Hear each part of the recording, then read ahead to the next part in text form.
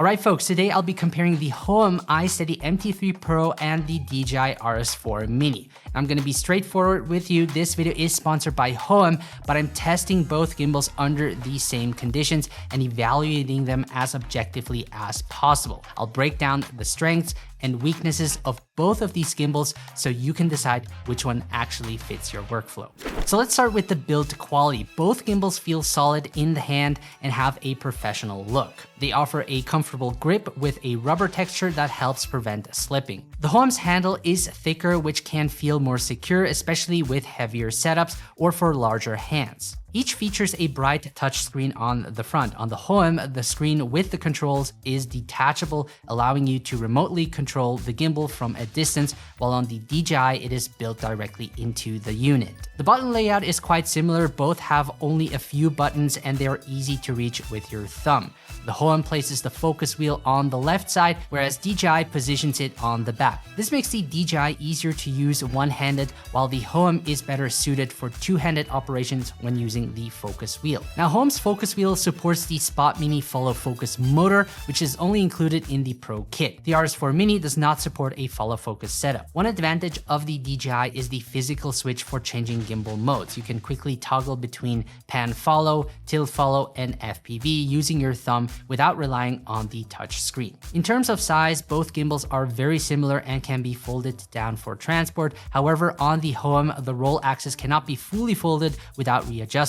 However, the slightly higher roll motor position allows for a longer pan axis arm, which I don't mind. Both gimbals include axis locks to keep everything stable during transport. The key advantage of the DJI RS4 Mini is that the axis automatically lock when powered off and unlock when turned on, which is especially useful for run and gun shooting. On the Hohem MT3 Pro, the locks need to be operated manually. The DJI is lighter at 847 grams, while the Hohem weighs 1,013 grams. Both gimbals also offer additional handles. On the Hohem, it's included in the Pro kit, and on the DJI in the combo version, which expands their usability.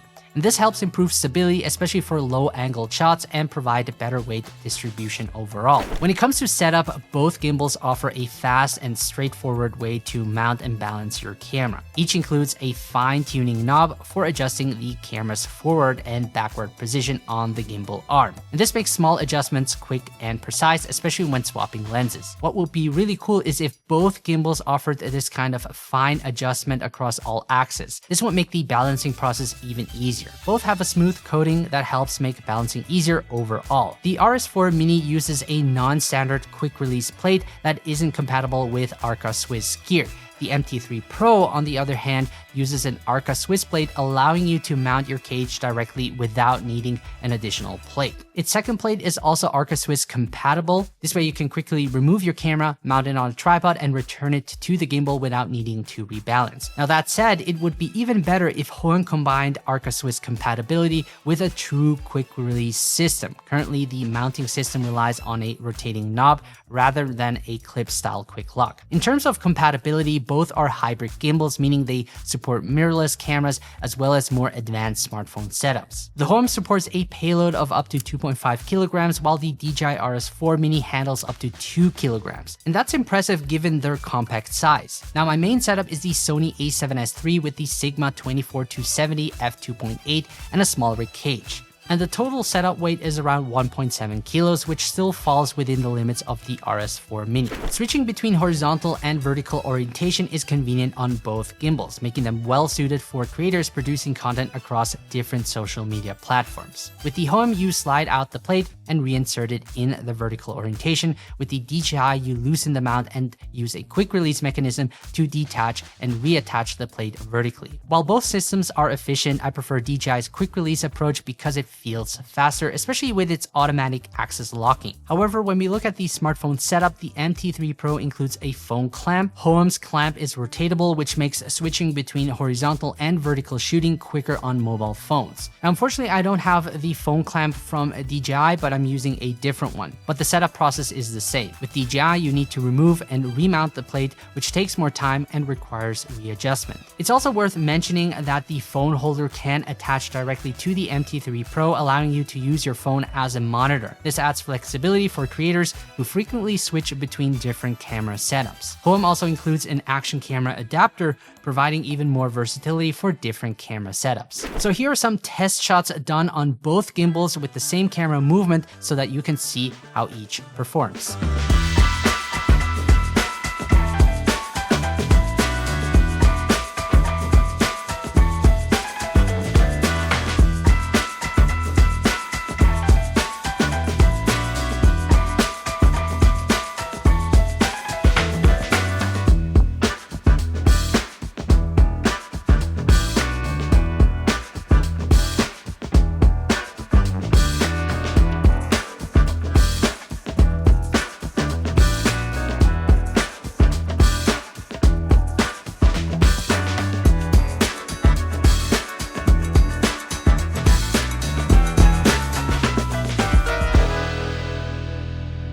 Both gimbals feature AI tracking, but it's integrated differently. The Hohem has it built in, while DJI's tracking module can be detached. Now the MT3 Pro can also track objects.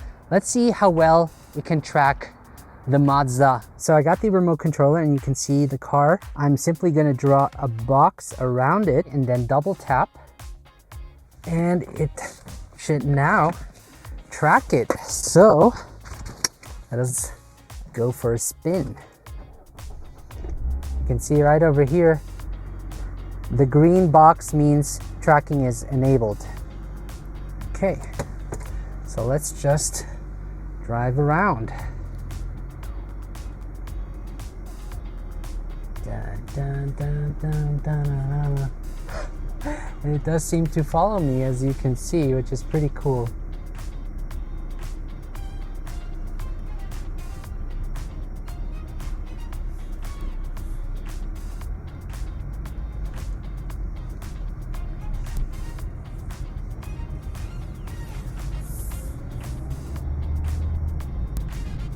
Oh yeah, so you can see it does work, and it's doing a fairly good job. I'll have to check out the footage later, but it does a really good job at tracking objects. Let's do one last round. Yes, nice.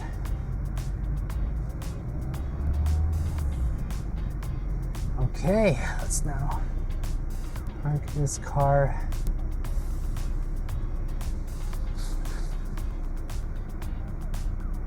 And it even re-identifies it, which is great. Okay, there you have it. Now both also support gesture control, allowing you to activate tracking with a gesture. So we're now gonna test subject tracking, starting with the DJI RS4 Mini. Simply gonna hold up my palm, and you can see it identifies me. I'm simply gonna walk back and forth.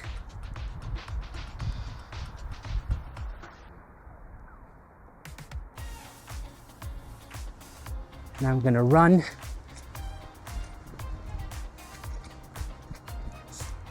And now I'm gonna walk behind the car.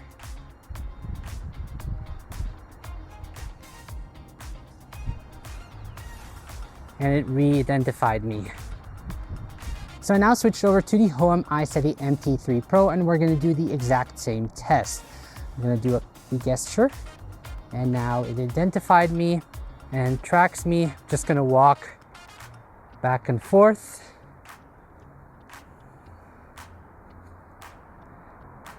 And now hide behind the car.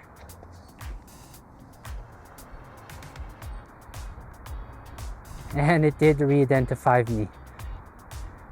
Now, the Hohem AI tracker also includes a built-in fill light, allowing for adjustable color temperatures as well as RGB lighting. Now, this next feature deserves its own section, the detachable remote controller on the Hohem gimbal. Having a detachable remote allows you to control the gimbal from a distance, which opens up a lot of creative possibilities. With the built-in screen, you can also see what the AI tracker is seeing. This gives you a clear reference to make sure you're properly framed while filming. With DJI, you don't have that feedback. feedback, so you won't know if you're perfectly centered until you check the footage afterwards. Using the remote, you can place a box around the subject you want to track and it follows it accurately. Another advantage is that the remote can be mounted on top of the handle, making it easier to operate the gimbal when shooting from low angles. That said, while the detachable remote adds a lot of flexibility, it also comes with a trade-off. If you lose it, you lose key part of the control system. So that's something to just keep in mind. In terms of battery life, the MT3 Pro supports up to 20 hours without using the AI tracker and fill light, while the RS4 Mini supports up to 13 hours under the same conditions. Regarding the price, the Hohem iSteady MT3 Pro is priced at $449 and includes the gimbal with a built-in tracking module, phone clamp, action camera adapter, and tripod. The DJI RS4 Mini Creator Combo is currently priced at $388 and includes the gimbal, tripod, tracking module, handle, and phone holder. Both the Hohem iSteady MT3 Pro and the DJI RS4 Mini are versatile all-around gimbals that suit different creators and workflows. Both support cameras, smartphones, and action cameras, offering strong stabilization, AI tracking capabilities, and quick switching to vertical shooting, making them practical tools to use. I think the MT3 Pro stands out with its advanced tracking feature, giving it an edge for solo creators who rely heavily on automated tracking. The detachable remote adds even more flexibility, allowing you to control the gimbal from a distance and better monitor your framing in real time. Also, with its higher payload capacity, it also allows for heavier setups and a more professional workflow with a follow focus system. Now, with the DJI RS4 Mini, it stands out with its more affordable price point and excels with its automatic axis locking feature, making it especially convenient for run and gun shooting and quick vertical setups. Now, let me know in the comments which gimbal you'd go for and why. I'd be curious to hear what matters most for your setup. Now, if you want to learn more about the Hohem iSteady MT3 Pro, I have a dedicated video to it, which you can watch right over here. Other than that, thank you so much for watching and sticking around. Take care, and I'll see you in the next one.